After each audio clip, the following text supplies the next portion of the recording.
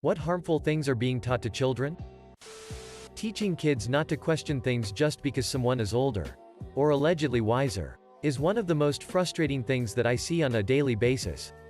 How is a child supposed to ever develop any individual and nuanced ideas if they can't think for themselves? Being wrong is bad. That's why many people don't change their mind when they were given trustable sources. They don't want to be wrong. No is a bad word. It's a strong word but not a bad one. Nobody cares about children's teens issues. Well, it's only going to get worse from here. You think school is hard? Have you ever paid a fucking bill? You're just a kid, you can't feel this way. It breeds an emotional disconnect from parents and their kids, and makes kids feel alone in their emotional struggles. That nobody cares because they're not adults and they don't have adult problems. Children do learn about sex at a young age. It just isn't usually in a productive way. I know I did. My own experience. Questions like this are why I believe in being infinitely clear with my kids. You are going to hear total crap from other kids. If you hear something you don't understand, come talk to me. You can ask me anything and expect a decent answer. And I would give examples of the total crap I had heard as a kid, most of which would result in pregnancy. Son, age 6. Daughter, age 7. Riding home from school. Daughter says, Tiffany said she had sex with my brother, which left me a grand total of 3 minutes to gather my wits before we got home. Okay. Do you guys know what sex is? Blank looks. Sex is when you take off all of your clothes and rub privates together. You can make babies that way. Looks of shock and disgust. Do you think your brother had sex with Tiffany? No. I think she was using a really bad way of trying to say she likes him. And maybe she watches the wrong TV shows where if people like each other they always have sex. Were my kids really ready for a sex talk? No. Not really. They didn't care. Did we really need to have one about then? Yep. My job as a parent is to be there to put things that come up in context for them. Not run around after them deciding what and when they need to know things. Probably not harmful. But in kindergarten we were prohibited from playing soccer because it was too dangerous. We were kindergartners. We probably would stand there and kick the ball, not go full on FIFA or shit. Edit. What the fuck? Thanks for the upvotes, guys. Kids are starting social media so early these days, and I think that's very dangerous because it puts a lot of pressure on the kid to attribute their worth to their social media success. I also think parents are way too open with their social media when it comes to their kids. And it's totally a violation of the child's privacy, of which some parents will never admit. Being discouraged to speak up about illnesses because it makes them weird, something's wrong with them. They talk about like, you need therapy. Which isn't a bad concept and you probably do need it. But they picture it in such a bad light. Basically all those shit social media influencers that teach young people that it's all about money and brand names. Teaching them that it's not okay to fail. Some people need a little more time than others. It's okay to not get something now. Kids should be given more time to process things. Imagine having a poor grade because of a low score from the beginning of the year. How can we show children that it's not pass or fail? It's try and improve? To repress their emotions. It will only cause them to bottle them up and accumulate them to the point of exploding in an instant. If he's mean to you, he likes you. It just teaches little girls, mostly girls, to expect violence from people who love them. There was this one time my sister's Spanish teacher told her off for using vocabulary outside the sheet she'd been given for homework. Their task was to write a short essay introducing themselves in Spanish and use some simple adjectives. She asked me for help, and since I'm quite a bit older than her and know a decent amount of Spanish, I have her a few interesting adjectives and verbs to use instead of dumb stuff like nice and kind or whatever. She comes back after school close to tears and tells me she got scolded for using vocab that wasn't on the sheet.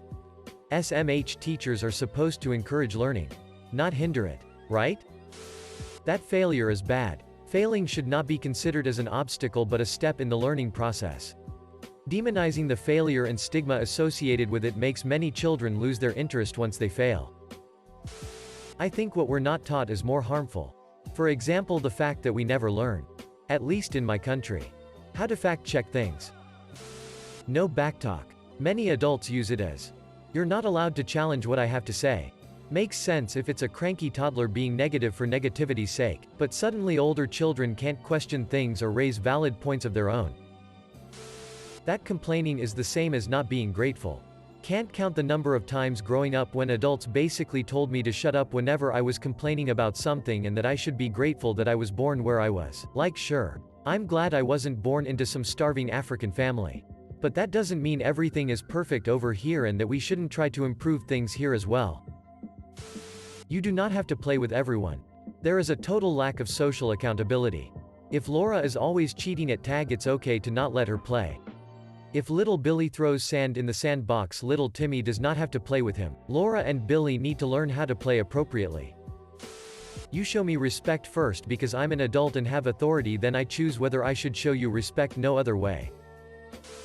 That they shouldn't question an adult. Making children hug or kiss someone, usually a relative, that they are uncomfortable with is not good. The child may just be grumpy and or not wanting to show affection, or their warning bell sensors could be going off and they do not know how to communicate that. Plus, forcing them to hug, kiss sends mixed messages about personal, physical boundaries and affection itself. Happened to my son in middle school. A kid sucker punched my son. My son then fought back and pinned the kid against the wall. He has long arms. And punched him a few times. The school called me and my wife and told us our son was suspended. We went to the school and they said even though multiple witnesses as well as the kid said he threw the first punch, that the school had a zero-tolerance policy so our son would be suspended.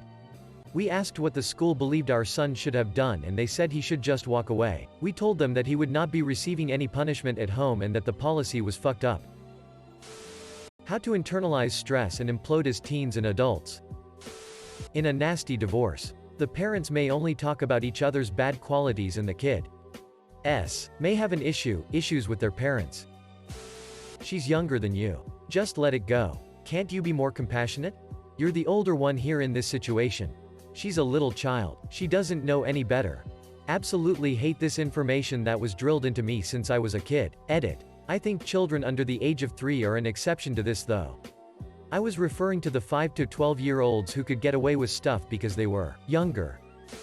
Political views. At ages that children are really too young to understand them. They just spout off their parents' thoughts. If you have a different opinion than someone, you hate them and that's wrong. Doing the right thing will sometimes make others hate you. Be prepared for that. The lie that life is fair and things happen for benevolent, valid reasons. Then we let them get burned and figure it out themselves. That everybody is a winner. No, losing and disappointments are part of life and they are integral to your growth both emotionally and socially. We have a lot of people who enter the real world who have been told they are deserving of things just because and cannot take rejections and losses in their personal and professional lives with any grace whatsoever. This is also resulting in mediocrity being accepted as a norm cause nobody wants to call out ineptitude. While the hard work and dedication being put in by people who do end up in good positions are being played down. It's a little harsh but it's true. Kids gotta learn how to lose before they can truly start to win. That's the only way being gracious in victory will ever come about. Not owning up to their mistakes or blaming them on others. Kids today are more aware of consequence and their digital footprint than any generation before, speaking strictly of middle and high school aged kids. They're extremely well aware of how something can come back to bite them later in life. Some might think this is good and a step towards a more mindful generation. But I disagree, they've just gotten better at hiding it. For the sake of maintaining a happy face and limiting their digital footprint. Kids today repress anything that might be perceived as off track. I would say what's harmful is what's not being taught. I personally hate when I hear parents telling their kids white lies to stop them from doing something. Boys don't cry. Let the damn boys cry. This is more at a high school level.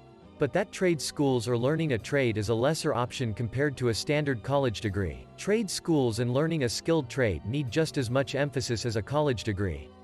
Along those same lines, college, or trade school, should be treated as a busy investment. Time should be taken for kids, teens to examine how long it will take to repay their schooling and if that degree is worth the money, especially now with previous generation living longer and staying in the job market longer. Combined with more and more people graduating with degrees, there is more supply and the demand is not growing evenly in all areas of expertise. Edit. Woot. My first ever medal. No tolerance policy and fighting back if you are getting beat up isn't right, also no hitting girls back. Bad ideas about sex from porn. What to think instead of how to think. Baby Shark. Not that it's inherently harmful.